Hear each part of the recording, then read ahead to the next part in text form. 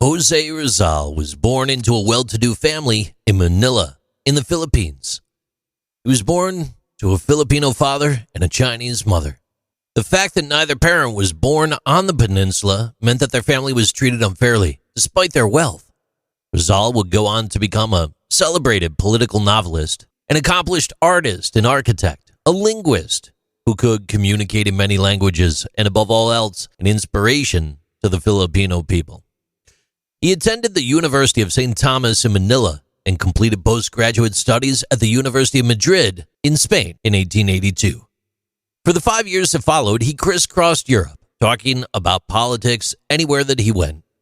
In 1886, he went to Heidelberg University to study medicine. This is where he wrote the novel Noli Me Tangere, a novel that slammed the Catholic Church for its support of Spanish colonialism in the Philippines.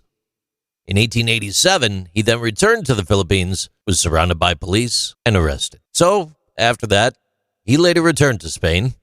And in 1891, while he was over in Spain, he wrote El Filibusterismo. It was his second novel and numerous articles in support of Filipino nationalism and his crusade to have Filipinos represented in the legislative chambers of Spain.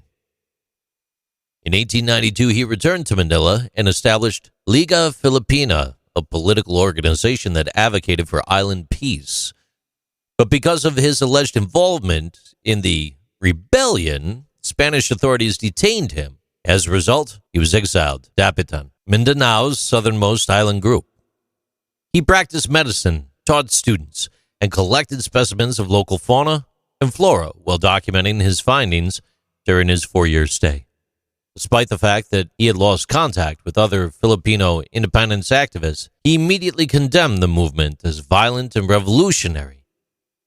Rizal was arrested, tried, and convicted of sedition on December 30th, 1896. He was then shot by a firing squad. The Philippine Revolution was a collection of ideas and an exposition to the international community, which led to the beginning of nationalistic efforts. Slowly but surely, the rise of Filipino nationalism had been occurring. Spanish colonial rule was marked by abuses perpetrated by the Spanish government, military, and clergy over the course of 3 centuries.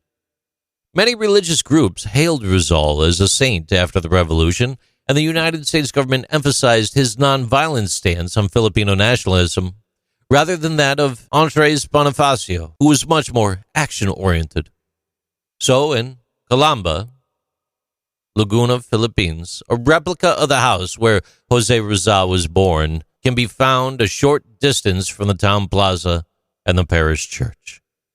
In this 2-story stone hardwood structure, there's parlors, libraries, dining rooms, 3 bedrooms, and kitchens and pantries that open to balconies. There was also a servant's food supply storeroom on the ground floor. There's fruit trees planted in the backyard, which Rizal frequently wrote about in his novels. The garden nipa hut where he learned to sleep and sculpt, the kitchen where he learned to read and write, and the bedroom where he learned to pray, all feature in Rizal's childhood stories can be found here. The original Rizal family home was constructed over the course of 2 years by Rizal's father, Francisco Rizal Mercado. In 1891, the house was seized by the Spanish government. It was then occupied by Paquiano Rizal, the brother of Jose during the Philippine Revolution, but he lost the house to the friars. Later, it was sold and then destroyed by the Nazis during World War II and finally demolished. The Jose Rizal Museum in Calamba, otherwise called the Rizal Shrine, was rebuilt, modeled in the exact likeness. It has 6 galleries spotlighting the early education, overseas travel, and European nationalist activities of Rizal.